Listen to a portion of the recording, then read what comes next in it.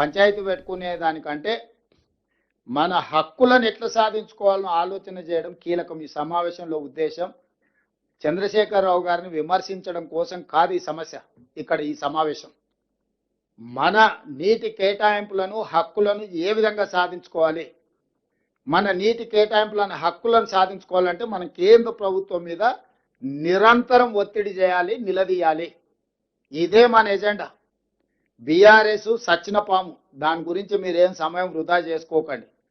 కానీ బీజేపీ మన నీటి కేటాయింపుల మీద 11 సంవత్సరాల నుంచి ఏ నిర్లక్ష్యం వహించిందో, ఏ సహాయ నిరాకరణ చేసిందో ఈ రోజు కూడా అదే విధానంతో ముందుకు పోతున్నారు. మన ఫోకస్ అంతా కూడా కేంద్ర ప్రభుత్వం మీద, బీజేపీ మీద పెట్టాలి. బీజేపీ పరోక్షంగా కేసీఆర్ను బతికించడానికి ఈరోజు ప్రయత్నం చేస్తున్నారు. దానికి ప్రధాన పాత్ర పోషిస్తున్నది కిషన్ రెడ్డి గారు. కిషన్ రెడ్డి గారు మాట్లాడే ప్రతి మాట కేటీఆర్ ఆఫీస్ నుంచి వచ్చే ప్రెస్ నోటే కిషన్ రెడ్డి గారు మాట్లాడుతూ ఉంటారు. నేను ఇది అధికారికంగా ఆరోపణ చేస్తున్న కిషన్ రెడ్డి గారి మీద. ముఖ్యమంత్రిగా నేను వారి ఇంటికి వెళ్ళి కలిసి వచ్చిన. ఉత్తమ్ కుమార్ రెడ్డి గారు కలిసినారు, కోమటిరెడ్డి గారు కలిసినారు. తెలంగాణ రాష్ట్ర సమస్యల మీద, అనుమతుల మీద ఏ ఒక్క రోజు కూడా మమ్మల్ని ఏ మంత్రి దగ్గరికి తీసుకెళ్ళలే. కలిసినప్పుడు ఇచ్చిన కాగితం తీసుకుంటాడు, మేము లేనప్పుడు పోయి మంత్రులతో మాట్లాడొస్తాడు. సేమ్ జలశక్తి మినిస్టర్తో కూడా మేము వెళ్తున్నాం అంటే ముందు రోజు సాయంత్రం ఇక్కడ హైదరాబాద్లో మీటింగ్ పిలిచినాము, ఆల్ ఎంపీస్ మీటింగ్. లేదు నాకు ఢిల్లీలో మీటింగులు ఉన్నాయన్నాడు. సరే మంచిది, రేపు మేము ఢిల్లీకి వచ్చిన మంత్రిని కలవడానికి మాతానికి రాండి అంటే ఆ ముందు రోజే సాయంత్రం పోయి మంత్రి గారికి ఏం చెప్పిండో. సీక్రెట్ ఎందుకు కిషన్ రెడ్డి గారు? నువ్వు నిజంగా ప్రజల పక్షాన్ని, తెలంగాణ పక్షాన్ని చెప్పేది ఉంటే మేము వచ్చేటప్పటికి నువ్వు అక్కడ మంత్రి దగ్గర కూర్చుంటే నువ్వు కూడా కేంద్ర మంత్రివే కదా, నీకు కూడా విజ్ఞప్తి చేస్తాం కదా, మా ఆవేదన ఏందో మీకు కూడా చెప్తాం కదా. మెట్రోకి పోతే అర్బన్ డెవలప్మెంట్ మినిస్టర్ మాకంటే ముందు రోజే పోయి కలిసి వస్తాడు. జలశక్తి మినిస్టర్ దగ్గర మేము అపాయింట్మెంట్ తీసుకుంటే మాకంటే ఒక రోజు ముందు పోయి కలిసి వస్తాడు. ఇది గ్లేరింగ్గా కనిపిస్తుంది కిషన్ రెడ్డి గారు. మీరు మీరు మీరు మీకేమనిపిస్తుందో నాకు తెలియదు, కానీ మీరు వ్యవహరిస్తున్న తీరు అనుమానాలు కలిగిస్తుంది. ఈ అనుమానాలను నివృత్తి చేయడమే కాదు, తెలంగాణ ప్రజల అవసరమైన హక్కులను సాధించడానికి మీరు ప్రయత్నం చేయాలి. మీరు మీ బాధ్యత నుంచి తప్పించుకోలేరు. కాబట్టి ఈ సమావేశంలో ఉన్న వాళ్ళు సాంకేతికపరమైన వివరాలు, న్యాయపరమైన అంశాలు, రాజకీయపరమైన విధానంలో మనం ఫోకస్డ్గా గవర్నమెంట్ ఆఫ్ ఇండియా మీద, మోడీ గారి ప్రభుత్వం మీద, కిషన్ రెడ్డి గారి వ్యవహార శైలి మీద మనందరం గ్రామాన మాట్లాడాలి. మన హక్కులను కాపాడే శక్తి నరేంద్ర మోడీ గారికి, బీజేపీకి ఉన్నది.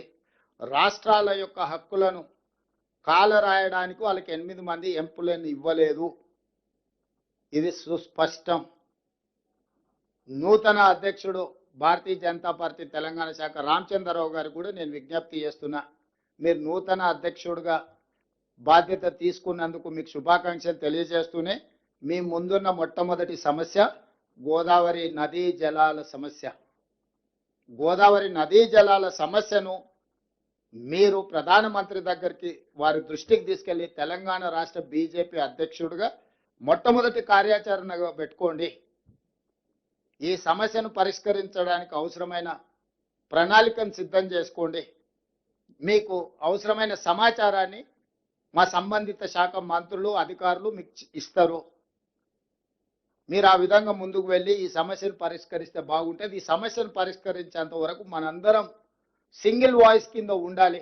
వాళ్ళు సృష్టించే సోషల్ మీడియా లేకపోతే వాళ్ళు ఇస్తున్న స్టేట్మెంట్లు, వీటన్నిటిని చూసి ఎవ్వరు ఇక్కడ ఉన్న ప్రజాప్రతినిధులు కానీ, అధికార ప్రతినిధులు కానీ, లేకపోతే రాజకీయ పార్టీల పెద్దలు కానీ ఎవ్వరు కన్ఫ్యూజ్ అవ్వాల్సిన అవసరం లేదు. తప్పులు చేసింది వాళ్ళే, తప్పులను సమర్థించుకుంటున్నది వాళ్ళే, తప్పులను మన మీదకి రుద్దాలని చూస్తున్నది వాళ్ళే. కాబట్టి మనమంతా రైట్ సైడ్ ఉన్నాం, రైట్ ఇష్యూ మీద మాట్లాడుతున్నాం.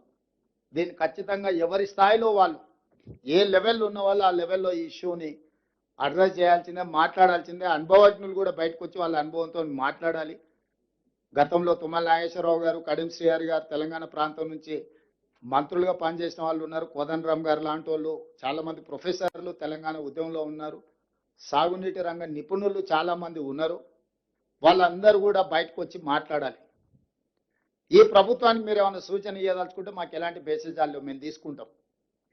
ఇంకా ఏమైనా బెటర్గా మేము పర్ఫామ్ చేయాలంటే మీ వైపు నుంచి ఏమైనా అడ్వైజ్ ఉంటే ఎనీ ఎక్స్పర్ట్, మాకేం అభ్యంతరం లేదు.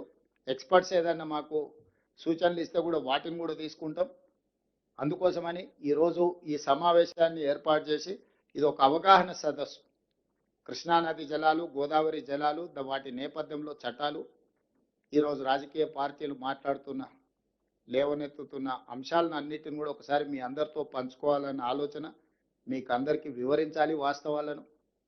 ఈ వాస్తవాలను వివరిస్తే ప్రజలకు కూడా మీరు వివరించగలుగుతారని ఒక ఆలోచనతోని సంబంధిత శాఖ మంత్రివర్యులు ఉత్తమ్ కుమార్ రెడ్డి గారు ఏర్పాటు చేసినందుకు, ఈ అన్నిటిని పర్యవేక్షించిన ఉప ముఖ్యమంత్రి వర్యులు బట్టి విక్రమార్క గారికి ఇద్దరికి అభినందనలు తెలియజేస్తూ మీ అందరి దగ్గర సెలవు తీసుకుంటున్నాం మిత్రులారా.